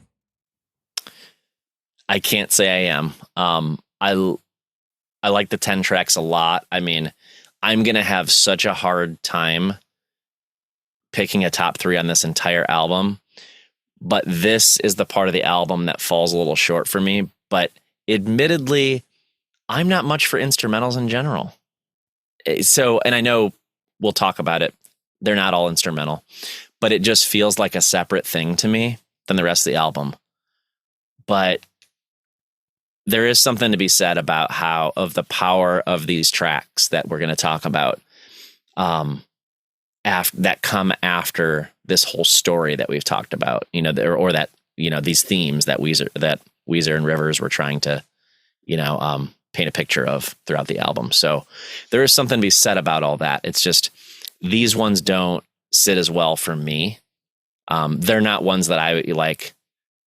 I could see myself turning off the album after Foolish Father, to be honest. Listen, I mean, I think it's a commentary on the themes that we've been talking about to date, Return to Ithaca. So the 3 tracks as part of this trilogy is The Wasteland, Anonymous, and Return to Ithaca, in that order. The first and the third track are generally, mostly instrumental, if not all instrumental. Wasteland is more of an intro. And Anonymous has some lyrics, but the music is the centerpiece by rights. And if you think about these different instrumentals, like Wasteland, I think it's an instrumental transition that represents an emotional low point before the album moves towards the last 2, which if you listen to the music and you think about the themes, Anonymous and then Return to Ithaca, which is, I think it's an Odyssey reference. It's returning home. It's reconciliation. It's going back to how things were. Like, I think that's so smart. But beyond all that, like, forget about all that thematic stuff and how this was written or why it was written. The music. And I'm not big on instrumental either. Like, I usually don't care as much for that, but I just felt like something about the way that they told the story with a guitar within these 3 songs. It was something special. It gave me, if you were going to put early Weezer into an instrumental track, think about the instrumental on Only in Dreams at the end of Blue. Yeah. Like, it's the best of that in the form of this, but in a little bit different of a way. Like, I can't get away from that. And especially, with Return to Ithaca, like, Wasteland was short. Anonymous was probably my least favorite of the 3, but Return to Ithaca, I just think the guitar is masterful. I can't get enough of this one. It gives me all the feels. I don't usually love instrumental, but this belongs to me as the last track. This wraps everything up in a way that it doesn't need words. It brings you on that to the end of your emotional journey. You feel like everything's going to be all right in the end after you listen to this. So I think they ended it perfectly, and I think it makes sense. That's my take on it. And, I know that you gave a little bit of commentary on the 3. We'll kind of keep them all together. Anything else you want to say about this trilogy? Yeah, I do have some opinions. I really enjoy each of the tracks. They have their merits. I hear them more as all, and I think that's what you're indicating. I hear them all as more one song. And you made a point that I want to come back to with Only in Dreams. I think if songs like these were incorporated somehow into songs with verses and choruses, I think I could attach myself to them more. And I think it was like a whole separate thing, despite the fact that there are lyrics. And even if I put the Future Scope trilogy together and listen all as one song, it is hard for me to tell them apart. So for this exercise, I did try my best to think of them as separate songs.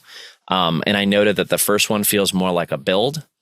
The second one, with that piano at the beginning of the second one, Anonymous, is really pretty. I like how the entire Wastelands for track one of this builds into that, and then it just kind of calms down with a piano, and it works really well. But there's also a bit of a build in this one. And I do like the lyrics. As simple as they might appear, he sings, "I don't even know your name. No, I don't have the words to say, so I call you Anonymous," which I never knew he was saying the word anonymous in the song Anonymous, by the way, until today, because I was making notes. Great guitar work through and through all of these tracks. And I do like the "hey, hey, hey" part toward the end of the second one, Anonymous. So that's probably going to be my favorite of the three.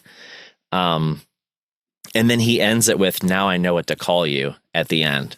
And he says it, "Now I know what to call you. Now I know what to call you," which is cool. I thought that was pretty clever. Third one I like, big finish. So, I mean, I in part, I agree with you.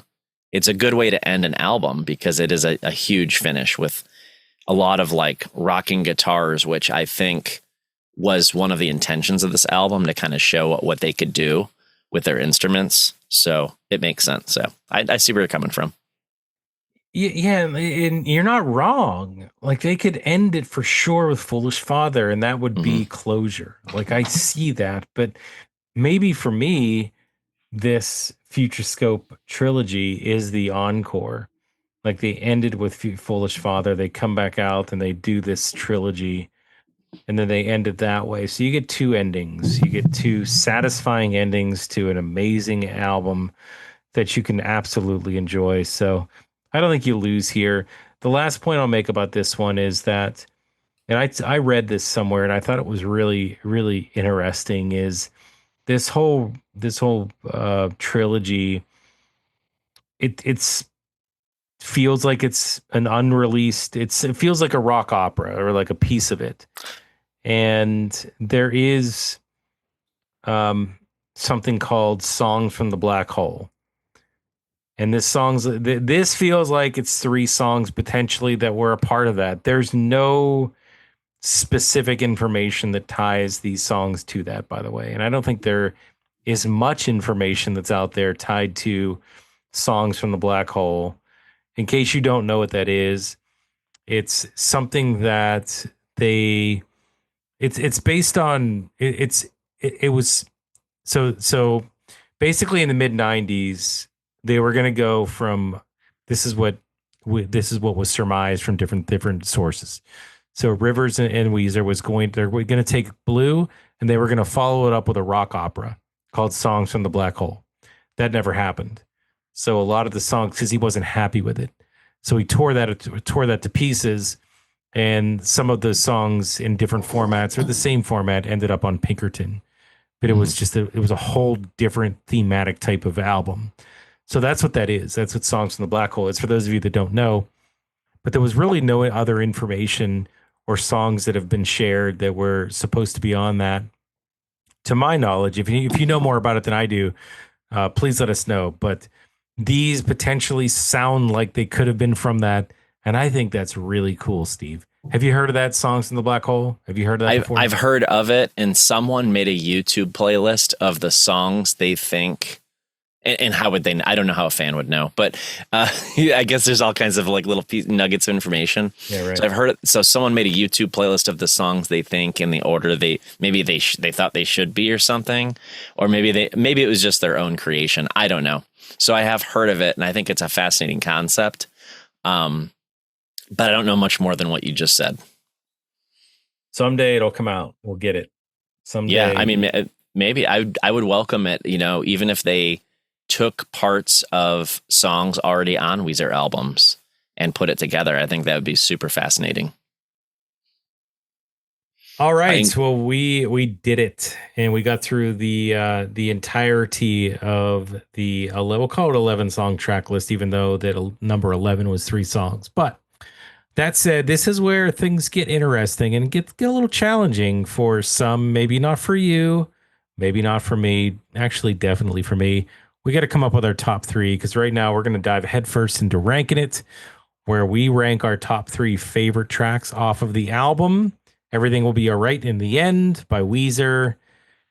Steve, you're the guest. I got to put you on the spot. You got to give me your top three in order, 3, 2, 1. So the floor is yours. Well, I put some thought into this, but I tell you what, I was making my notes before this episode and I could not decide. I am between 8 songs. And I also thought, well, I'm going to see how the conversation goes, what comes up. And some of the things that we talked about may have changed my opinion a little bit and may impact it because it's so hard to pick out of my 8 favorite songs on this album. I mean, they're all great. The whole album's great. But like when it comes down to brass tacks, I have 8 to pick from in my top 3. And so I am going to give you 3. But it could change tomorrow, next week, or next year. And that's fair, right? But these are the 3 I'm sitting with after our conversation and kind of the notes I made. I'm going to go with number 3, Ain't Got Nobody. It's so unique, such a great intro. Has everything I love about Weezer and everything that was new about Weezer at the time, which I appreciated. Foolish Father, number 2. Because the reasons we said. It's raw, emotional honesty, touched my heart. And what a finish, not to the album, but like to the song that tied back to the beginning. So great placement there. Number 1, so hard, but it's going to be Eulogy of a Rock Band. Just a fun track that I want to keep returning to. Even outside this album, like I usually listen to the songs on this album straight through. But that's one I would be like, I got to listen to that one again, or I got to share that one with people. So that's where I'm at. Wow. Okay. Okay. Before I say anything, I'll give you mine. So number 3 is Foolish Father. Number 2 is Da Vinci. I put Da Vinci, look, it was razor thin in terms of like where that was. I don't know. I just had a little bit more fun with Da Vinci, but Foolish Father, it could have went either way. But number 1 was Eulogy.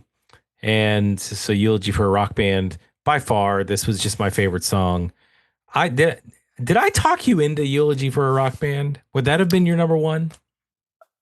I don't think you talked me into it, but our conversation made me like it more. Yeah, I mean, I love that song. It's a standout. It's where... I'm not going to say it's where the album begins because I love the first 2 tracks, clearly. I love Back to the Shack. It wasn't on my list, but like I do. But it's kind of where the sound of the album kind of begins for me.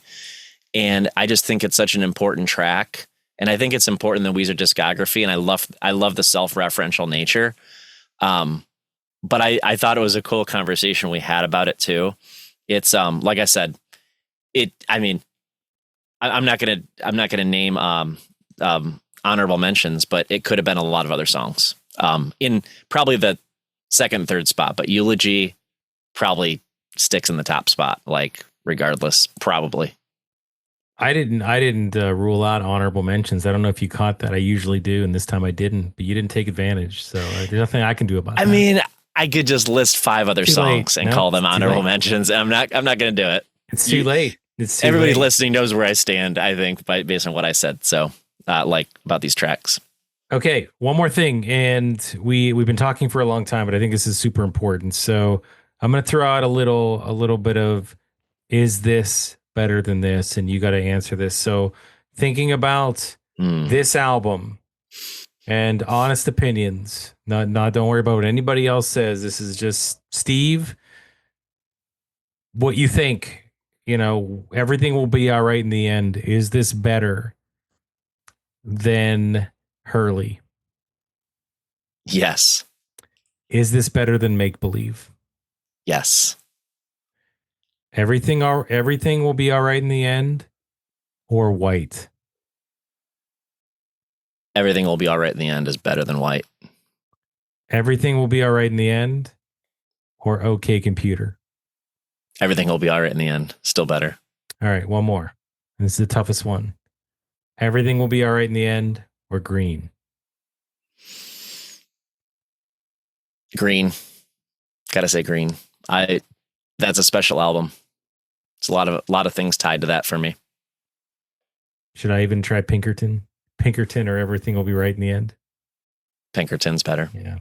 I think most people will go Pinkerton just for nostalgia and the fact that it is a better album. But yeah, I probably I would agree with you. I don't know. I'm torn between Green and this one. This is a really great album. This is one of their best. Yeah. I would just say it. I don't think that's too much of a stretch. Do you? Like, I think there's a lot of people that would agree with that. I hope you don't mind my saying it's number 4 for me. It's number 4 in the discography. It's after the first 3. It's the next one. I just wonder if it could be number 3. I'll think about that, but yeah, it's very close. Steve, it's been a blast. This is one that I was looking forward to. Hopefully you were too. When I asked you about coming on this show for this particular album, it sounded like you were excited about it. You couldn't have picked a better one, really. I mean, that or Green. I mean, I would have been, maybe equal excited, but this was great too. I loved listening to you guys talk about Green, you and Tom, and I loved talking with you about Everything Will Be All Right in the End. So this is a great choice, and I was flattered and pleased that you chose me for this one. You were the perfect choice, and I think it was a great overview. We did talk for a long time, but hopefully everybody out there will enjoy it, even if you listen to it in parts or all at once. It's however you digest your podcast. Check it out, and if you've never listened to Everything Will Be All Right in the End, if this is an album that slipped through your fingers like it kind of did mine, make sure you listen to it. Listen to it a couple times. And then maybe listen to this again and think about how you feel about each song. We'd love to hear back from you. Before we get to the wrap, Steve, anything you'd like to plug? Yeah, you mentioned at the top of the episode, I host a podcast about the music of Andrew McMahon. You may know him from bands such as Something Corporate, Jack's Mannequin, and Andrew McMahon in the Wilderness, as well as his other solo material. And it's a song-by-song episode. I bring a guest on usually and talk about a song. We do recaps of shows we went to. I just traveled to both Philadelphia and Chicago because he was playing 2 shows in each city. And I'll be doing some recap episodes on those. But it's a lot of fun. I have a lot of fun just getting on, talking to people about music, and we usually delve into other topics and things like that. So, yeah. So if you like Andrew McMahon music, you might like the podcast. So thanks. I feel very confident that people listening to this show also do like Andrew McMahon. It is a pop punk dad podcast. I guarantee you that's the case. And not only that, ladies and gentlemen, it's a fantastic podcast. Go check it out. Whether or not, listen, if you have no idea who Andrew McMahon is and you want to learn more about him and listen to his music, that's the best place to start. So definitely go check that out. Steve, you are always welcome back on High School Never Ends. By the way, this is one of the best guys you could ever meet. He actually, him and I think it was your wife. I don't know, but my wife made it. Yeah. Yeah. They made me a shirt. I gotta give you a plug for that again. It's an amazing Weezer shirt. It's the one you're wearing right now. It's the cover of the Blue Album, but everybody's in black silhouettes. It's probably one of my favorite shirts that I own. So thank you again for that. Oh, you're welcome. What a stand-up guy. And I look forward to seeing you at a concert sometime soon. Hopefully. Yeah, I hope so. Well, Weezer's touring, so, Yes, sir. We'll see. See. But hopefully we see you soon too. We see you out there soon too. Hey, we're going to be, I know Steve and I are definitely planning on getting to that 4 Chord Music Festival, but more about that later. For right now, we do have more Weezer for you. Next week, we have yet another Weezer album that we're going to be talking about, and I'm not going to tell you which one it is yet, so you'll have to stay tuned. Check that out when it comes, and hopefully you guys enjoyed this particular show. High School Never Ends. If you did, we'd love to hear from you. Make sure you check out all of our socials. You can chat with us directly on our Discord channel. It's a great way to chat about everything Weezer, pop punk bands, live shows, everything going on. We talk about guitars. We talk about, you name it. It's on there. movies, shows. It doesn't matter. We're all one big happy family. Come join us. You can get the links to all of our socials at our hub. That's www.hsndpod.com. Also, thank you to all of our patrons out there. We definitely appreciate you guys for supporting the show. Look forward to some additional content for you this month. We have some very special things going on, as we do every month. So for all of you out there, a big thank you once again. And hey, we also have our shop. Don't forget to check that out, where we have some really cool stuff with the High School Never End logo, like some mugs, shirts, hats. Nothing Weezer related. I don't think we can do that, but maybe in the future. But check that out too. And also, finally, don't forget to give us a rating or a review on Spotify and or Apple Podcasts. Either way, we'd love to hear from you. If you really enjoyed the show, again, that 5-star rating on Apple Podcasts really helps our show and makes us feel fantastic. So with that, we're going to be back next week with another new episode. We're going to talk more about Weezer, so don't miss it. But until then, hey, keep on rocking those dad bods. Throw up those rock hands and blast the Weezer. We'll see you guys soon.